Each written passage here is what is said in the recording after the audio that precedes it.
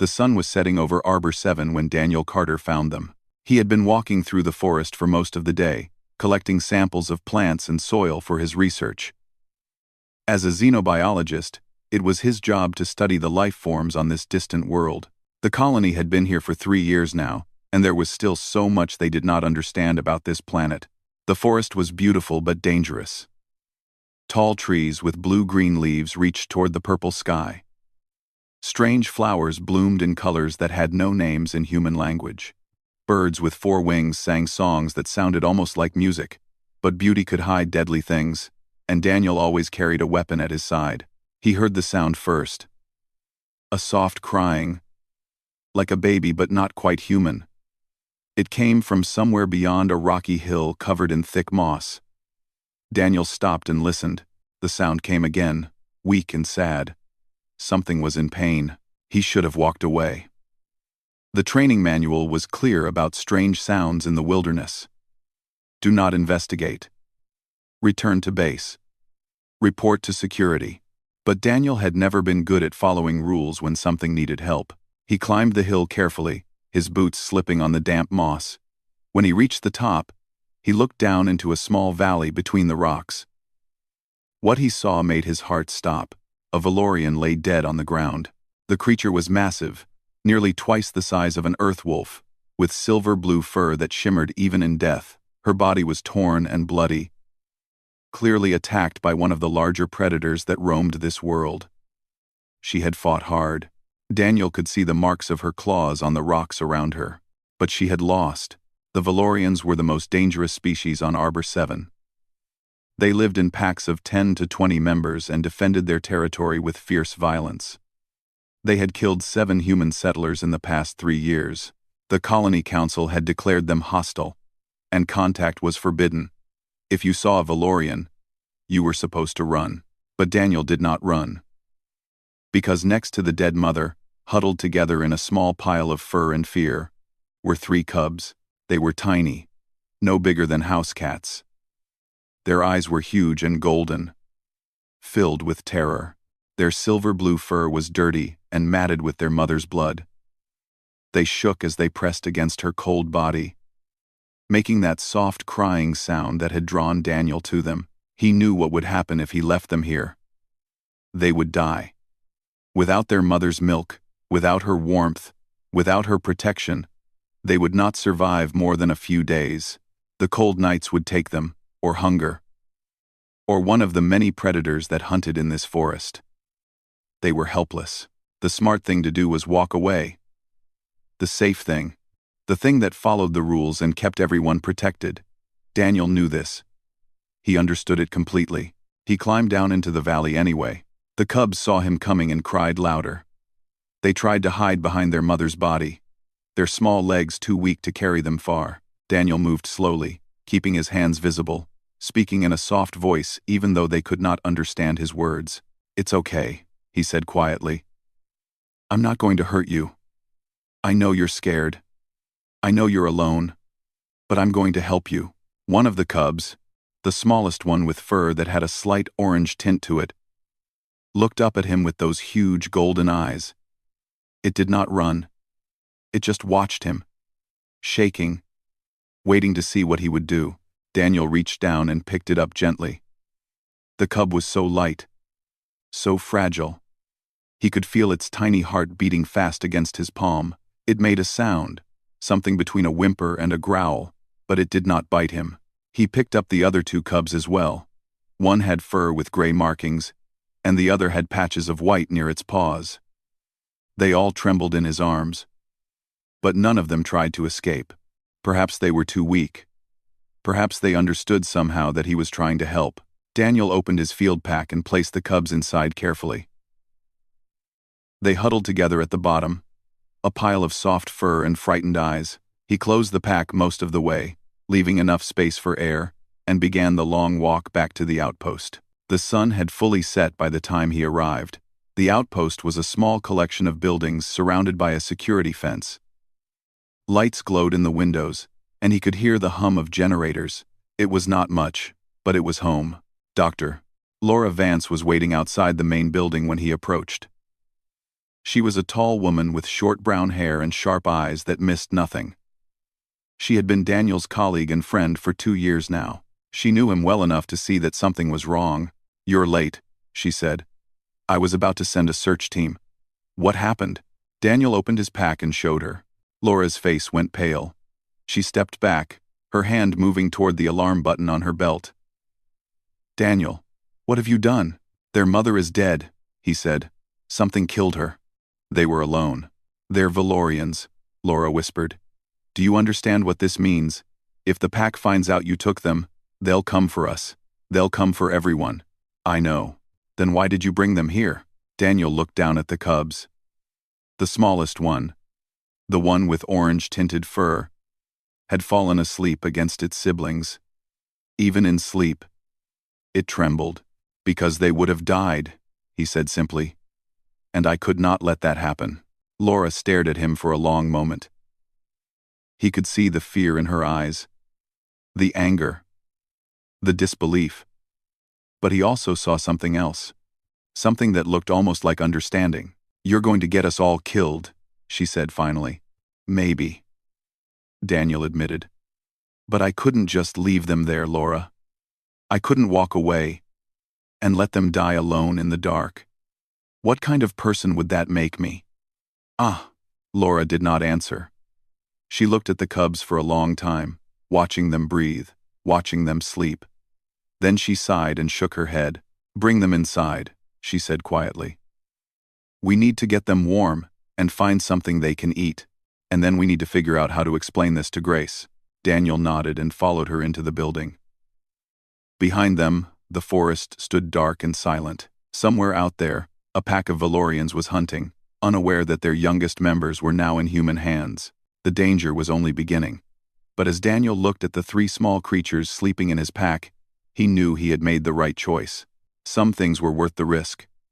The first week was the hardest thing Daniel had ever done. The cubs would not eat. He tried everything he could think of: synthetic meat, nutrient paste, water mixed with protein powder. They turned away from all of it, crying and whimpering, searching for a mother who would never return. Their golden eyes looked at him with confusion and fear, and Daniel felt helpless in a way he had never experienced before.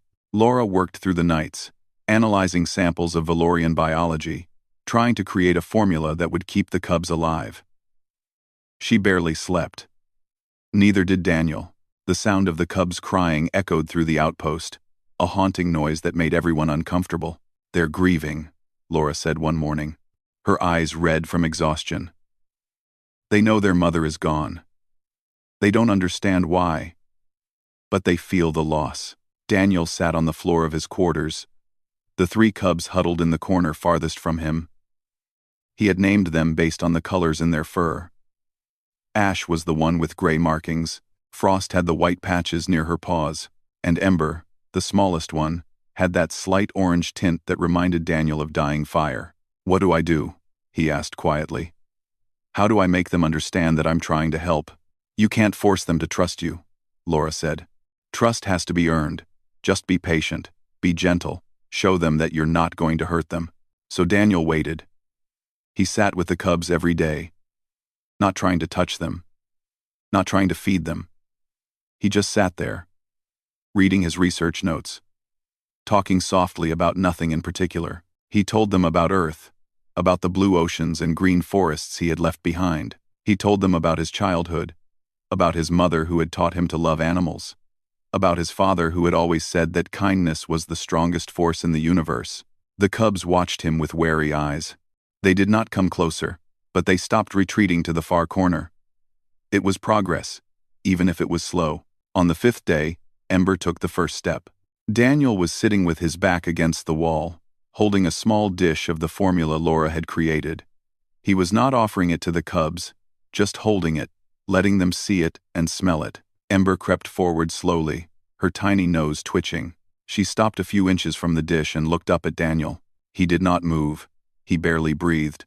Ember lowered her head and took a small lick of the formula, then another. Then she began to eat properly, her small tongue lapping at the liquid with desperate hunger. Daniel felt tears forming in his eyes, but he stayed perfectly still, The other two cubs watched their sister eat. After a few minutes, Ash crept forward to join her. Then Frost. Soon all three cubs were eating from the dish in Daniel's hands, their small bodies pressed against his legs for warmth. It was the beginning of something new. Over the following weeks, the bond between Daniel and the cubs grew stronger. They began to follow him everywhere, their small paws pattering on the metal floors of the outpost. They slept curled against his chest at night, their warmth a comfort he had not expected to find on this cold world. Ember especially seemed attached to him. She would climb onto his shoulders while he worked, resting her small head against his neck, making soft sounds that almost seemed like purring. But not everyone was happy about this development. Grace Holloway arrived at the outpost on a gray morning, her transport ship cutting through the clouds like a knife. She was the colony administrator, responsible for the safety of every human on Arbor 7. She was a tall woman with silver hair and eyes like ice. When she walked, people moved out of her way. She found Daniel in his quarters, the three cubs playing on his bed. They had grown in the past month, now the size of medium dogs, their fur thickening as they prepared for the colder season ahead. When Grace entered, they stopped playing and growled at her softly. "Control them," Grace said coldly. Daniel spoke gently to the cubs, and they quieted, though they continued to watch Grace with suspicious eyes. "Do you have any idea what you've done?" Grace asked. Her voice was calm, but Daniel could hear the anger beneath it. Valorians are not pets. They are apex predators with complex social structures. When their pack discovers that you have taken their young, they will come for them. And they will not stop until they get them back, or until everyone in this outpost is dead. "I couldn't leave them to die," Daniel said. "Then you should have killed them yourself. It would have been kinder than what's coming." Daniel stood up, placing himself between Grace and the cubs. "I won't do that." Grace studied him for a long moment. "You're risking the lives of every person here for 3 alien creatures that would eat you alive if they were fully grown." "I don't believe that," Daniel said. "I think they're more intelligent than we give them credit for. I think they understand kindness. And I think if we show them that humans can be trusted, they might teach their pack the same thing." "That's a fantasy," Grace said flatly. "We have lost 7 people to Valorians in 3 years. They don't want peace. They want us gone." "Maybe they're just afraid of us," Daniel replied. "Maybe they attack because they don't understand us. Maybe if we tried to communicate instead of hiding behind our fences, things could be different." Grace shook her head slowly. "You have 1 month, Dr. Carter. 1 month to prove that these creatures are not a threat. If there is any sign of danger, any indication that the pack is coming, I will have them removed by force. And you will face a disciplinary hearing for endangering this colony." She turned and walked toward the door. At the threshold, she paused and looked back. "I hope you know what you're doing," she said. "Because if you're wrong, people will die. And that will be on you." She left without waiting for a response. Daniel sat down heavily on his bed.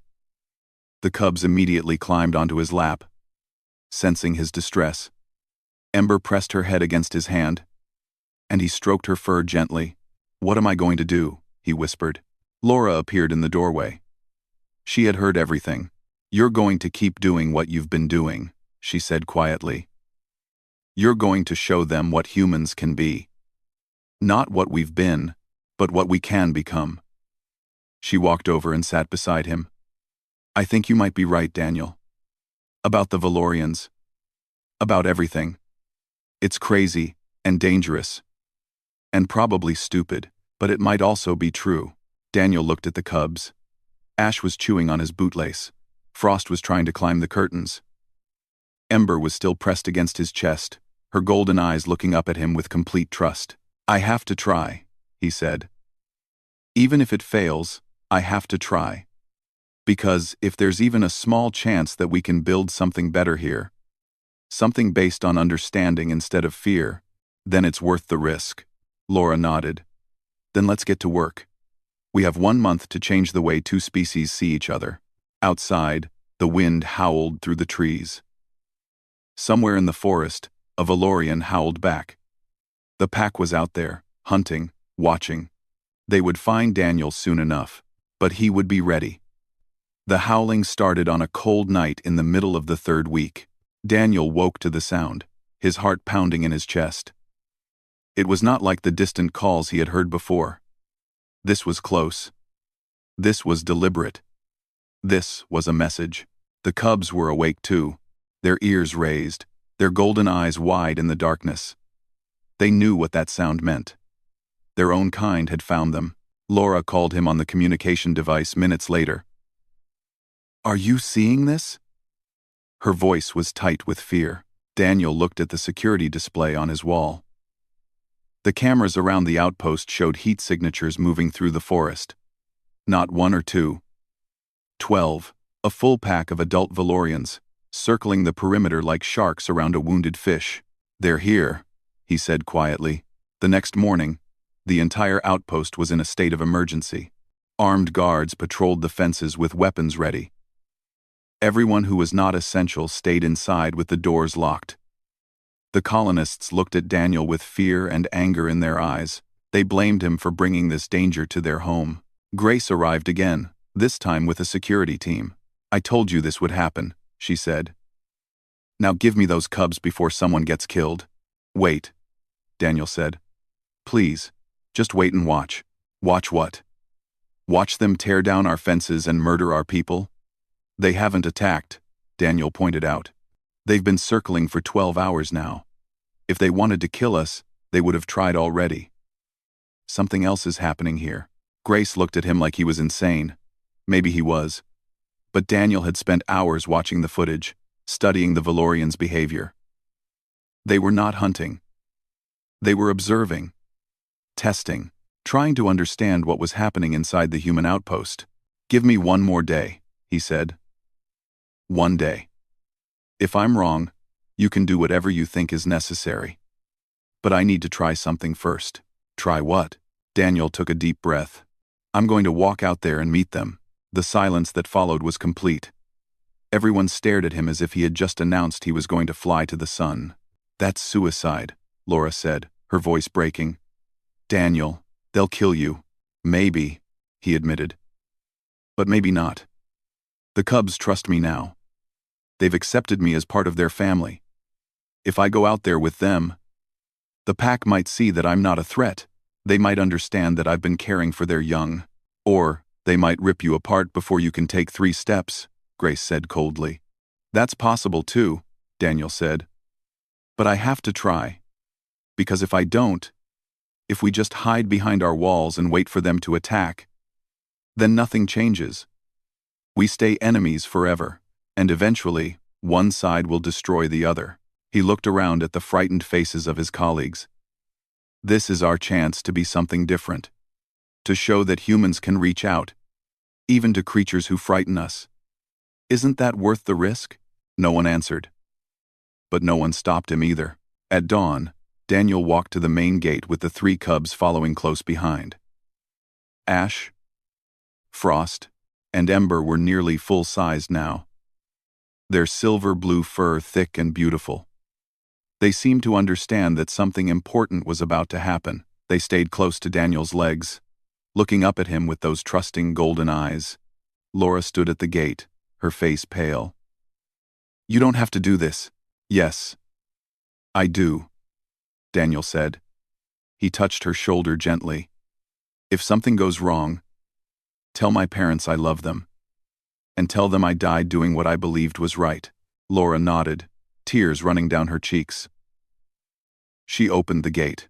Daniel walked out into the cold morning air. The forest loomed before him, dark and ancient. He could see shapes moving between the trees. The pack was watching. Waiting. He stopped about 50 meters from the fence and knelt down in the grass. The cubs gathered around him, sensing his fear but staying close. He placed his hands on his knees, palms up, and waited. For a long time, nothing happened. The wind blew through the trees. Birds called in the distance. Daniel's legs began to ache from kneeling. But he did not move. He barely breathed. Then the Alpha emerged from the forest. He was the largest Valorian Daniel had ever seen. His fur was dark gray with scars running across his face and shoulders. His eyes were like molten gold, burning with intelligence and power. He moved like a predator, every step deliberate, every muscle ready to strike. Behind him, the rest of the pack appeared. They fanned out in a half circle, surrounding Daniel completely. There was no escape now. If they chose to attack, he would die in seconds.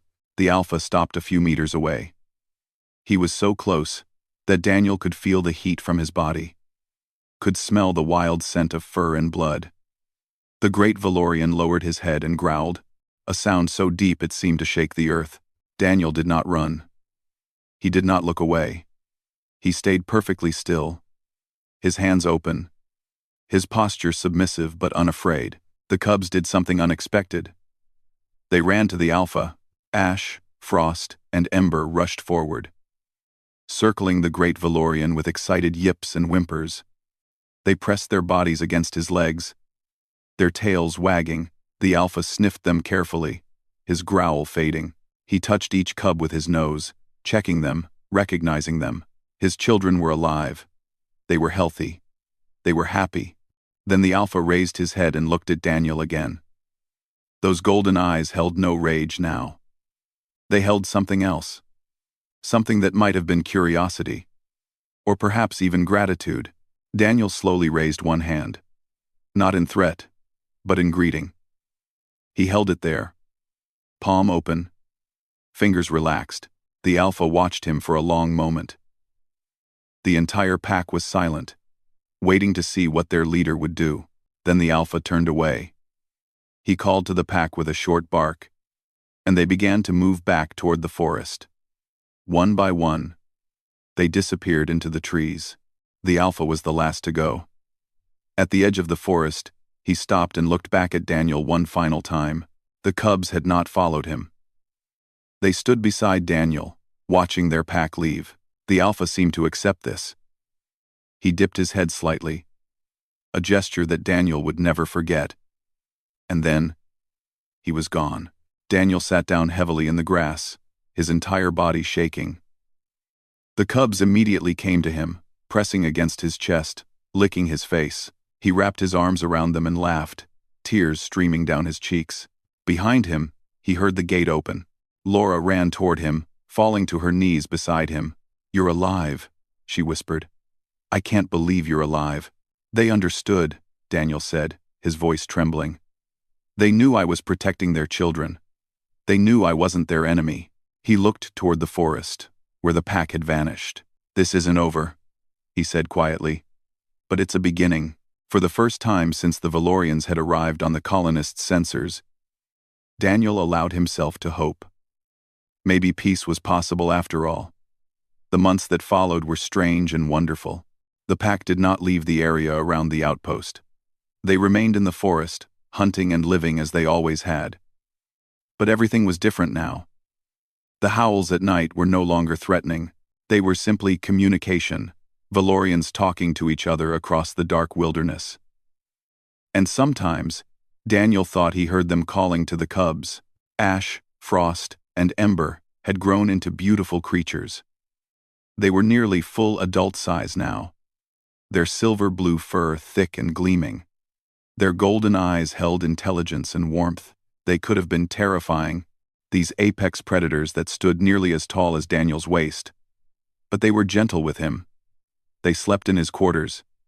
They followed him on his research trips. They protected him from other dangers in the forest without being asked. They had become his family. One morning, about 3 months after the encounter with the Alpha, Daniel found something strange near the perimeter fence. It was the body of a large herbivore, freshly killed, its meat still warm. There were no predator marks on it except for the clean kill at its throat. Someone had placed it there deliberately. Laura examined the body and shook her head in amazement. "This is a gift," she said. "The pack is giving us food, or testing us," Daniel said thoughtfully. "Seeing how we respond." He made a decision. He took some of the meat and cooked it over a fire just outside the fence, where the pack could see. Then he ate some of it himself, sharing portions with the cubs. The rest he left on a flat rock near the forest edge. The next morning, the leftover meat was gone. In its place was a bundle of soft animal skins, perfectly cleaned and prepared. "They're trading with us," Laura whispered. "Daniel, do you understand what this means? This is the beginning of a relationship." Word spread quickly through the colony. Scientists and researchers began arriving at the outpost, eager to study what Daniel had accomplished. They set up cameras and sensors throughout the forest, documenting the pack's behavior. They analyzed every interaction, every exchange. Grace Holloway returned, but her attitude had changed. She no longer looked at Daniel with anger and suspicion. There was something like respect in her eyes now. "I was wrong about you," she admitted one evening, watching Daniel play with the cubs in the grass outside his quarters. "I thought you were a fool who was going to get us all killed. Instead, you've done something no one thought was possible." "I just treated them like they mattered," Daniel said. "That's all." Grace shook her head slowly. "It's not that simple. Other people have tried to make peace with the Valorians. They all failed. Some of them died. What makes you different?" Daniel thought about the question for a long time. "I think it's because I wasn't trying to make peace for strategic reasons," he said finally. "I wasn't thinking about colony relations or diplomatic advantages. I just saw 3 helpless babies who were going to die, and I couldn't walk away from them. Maybe the pack understood that. Maybe they saw that my intentions were genuine." "Love," Laura said quietly. She had been listening from nearby. "You loved them. You still love them. And love is something that crosses all barriers, even the ones between species." The exchanges with the pack continued. Meat for skins. Fresh water for herbs that grew only in certain parts of the forest. Slowly, carefully, trust was built one small gift at a time. Daniel began venturing into the forest with the cubs, allowing them to interact with the pack from a distance. At first, the other Valorians were cautious, watching him with wary eyes, but as the weeks passed, they grew more comfortable with his presence. Sometimes they would approach close enough for him to see the unique patterns in their fur, the individual personalities in their faces. The alpha remained the most impressive. Daniel learned to recognize him by his size and his scars, by the way the other pack members deferred to him. He was old now, his muzzle showing streaks of gray, but his golden eyes were still sharp, still intelligent. When he looked at Daniel, there was understanding there. One day, while the cubs were playing with some younger pack members, the alpha approached Daniel directly. The great Valorian stopped just a few feet away and sat down, studying him with those ancient eyes. Daniel sat down too, keeping his movements slow and calm. For a long time, they just looked at each other. 2 intelligent beings from different worlds, trying to understand. Then the alpha did something remarkable. He lowered his head and pressed his nose against Daniel's open palm.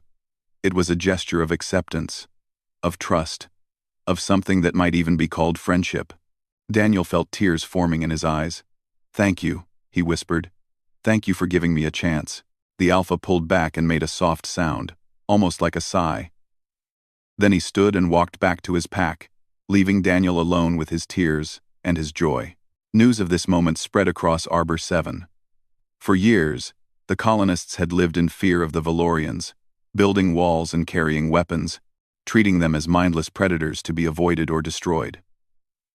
Now there was proof that another way was possible. Other colonies began asking for Daniel's advice. How did he do it? What was the secret? Could they try similar approaches with the Valorian packs in their own territories? There was no simple answer. Daniel told them the truth. It was not about technique or strategy. It was about genuine care. About being willing to take risks for creatures that the rest of the world had written off as dangerous beasts. About staying when it would have been easier to leave. Some colonies tried. Not all of them succeeded. Some attempts ended in tragedy, and Daniel grieved for every loss. But others showed promise. Slowly, across the planet, the relationship between humans and Valorians began to change. At the outpost, life continued. The cubs were fully grown now, magnificent creatures that moved through the forest like silver shadows. They still returned to Daniel every night, still slept near his quarters, still pressed their great heads against his chest when he was sad, but they also spent more time with the pack, learning the ways of their own kind, becoming bridges between two worlds. Daniel watched them run through the trees one evening, their powerful legs carrying them faster than any human could follow. They were wild and free and beautiful, and they were proof that humans could be something more than conquerors. They could be caretakers. They could be friends. They could be family to creatures that no one else believed could be reached. Grace stood beside Daniel, watching the cubs disappear into the forest. "You've changed everything," she said quietly. "Not just here, everywhere. People are starting to believe that coexistence is possible." "It's not because of me," Daniel said. "It's because of them. They were willing to trust us. Even after everything humans have done, they gave us a chance we didn't deserve." Grace nodded slowly. "Maybe that's what makes them special," Daniel smiled. "Maybe. Or maybe that's what makes all of us special, when we choose to be." The sun set over Arbor 7, painting the sky in shades of purple and gold. Somewhere in the forest, a Valorian howled. And for the first time in the colony's history, that sound did not bring fear. It brought hope. 5 years had passed since Daniel Carter found 3 dying cubs beside their mother's body. The outpost had grown into a proper research station now, with new buildings and expanded facilities. Scientists came from all across the colony world to study the relationship between humans and Valorians. What had started as one man's desperate act of kindness had become a model for the entire planet. Ash, Frost, and Ember were fully grown adults now. They stood nearly 4 feet tall at the shoulder, their silver-blue fur thick and magnificent. They were powerful creatures, capable of taking down prey twice their size, feared by every other predator on Arbor 7, but when they saw Daniel, they became cubs again, pressing against him, making those soft sounds that he had come to understand as expressions of love. They lived between two worlds now. Some nights they slept in the forest with the pack. Other nights they returned to Daniel's quarters. Curling up on the floor beside his bed, they were ambassadors, bridges between species that had once been enemies. The alpha still led the pack, though he was very old now. His fur had turned almost entirely gray, and he moved more slowly than before. But his golden eyes were still sharp with intelligence, and the other Valorians still followed him with absolute loyalty.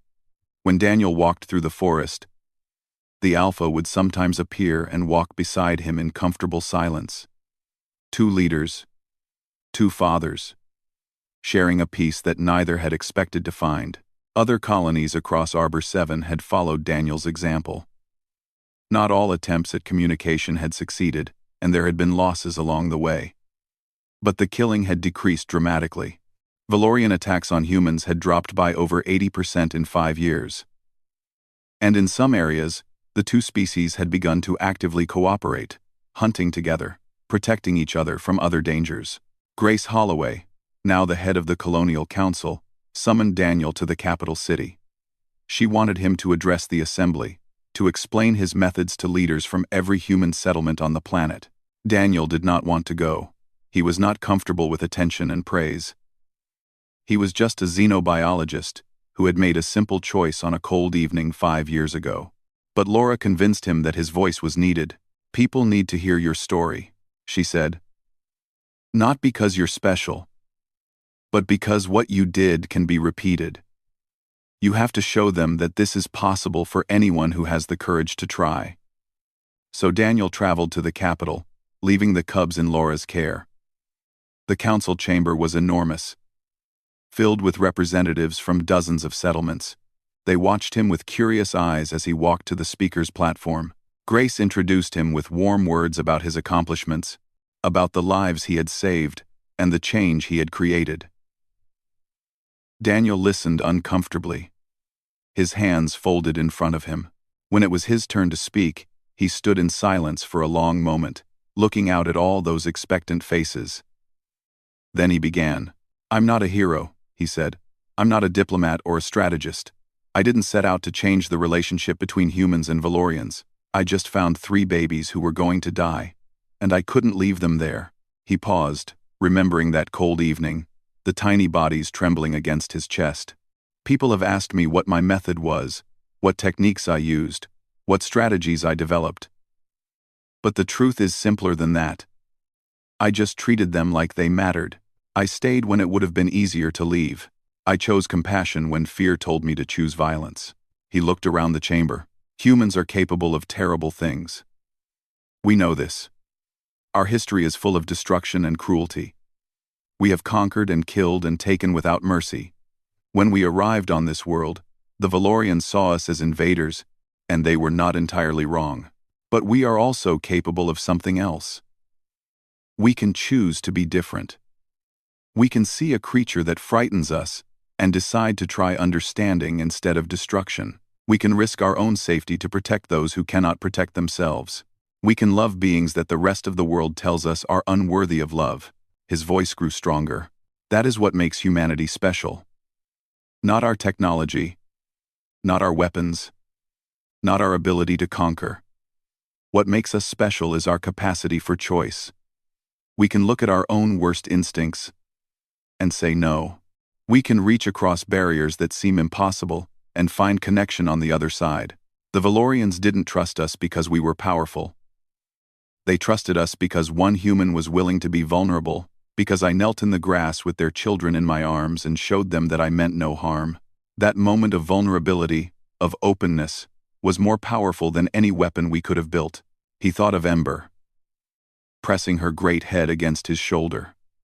He thought of the Alpha, touching his nose to Daniel's open palm. He thought of all the small moments of connection that had built into something larger than he had ever imagined. "I'm not asking you to take foolish risks," he continued. "I'm not saying that every attempt at peace will succeed. Some creatures may never trust us. Some wounds may be too deep to heal. But we have to try. We have to keep trying, because if we give up on the possibility of connection, we become something less than human." He paused one final time. "Across the galaxy, humans are known for many things. Our stubbornness, our adaptability, our capacity for war. But here, on Arbor 7, we have a chance to be known for something else. We can be the species that chose mercy when no one was watching. We can be the ones who stayed when everyone told us to run. We can be the ones who loved first and feared second." His voice dropped to almost a whisper. "That is what I want our legacy to be. Not conquerors, not destroyers, but caregivers, protectors, family to those who have no one else." He stepped back from the platform. The chamber was silent. Then Grace stood and began to applaud. Others joined her, one by one, until the entire assembly was on their feet. The sound filled the chamber like thunder, like a promise, like a declaration of a new way forward. Daniel returned to the outpost that evening. The cubs were waiting for him at the gate, their tails wagging, their golden eyes bright with joy. He knelt down and wrapped his arms around them, feeling their warmth, their strength, their unconditional love. Laura stood nearby, smiling. "How did it go?" she asked. "I think they understood," Daniel said. "I think maybe they're ready to try." He looked toward the forest, where the pack was gathering in the fading light. The Alpha stood at the edge of the trees, watching him. Their eyes met across the distance. Daniel raised his hand in greeting. The Alpha dipped his head in response. Then the great Valorian turned and led his pack into the forest, and Daniel walked back into the outpost with his cubs at his side. The sun set over Arbor 7, another day ending on a world that was slowly learning to be at peace. And in that moment, Daniel understood that his father had been right all along. Kindness was the strongest force in the universe, not because it always won, not because it was always safe, but because it was the one thing that could change hearts and build bridges and create something beautiful out of fear and pain. He had proven that. 3 dying cubs and 1 stubborn human had proven it together, and the galaxy would never be the same.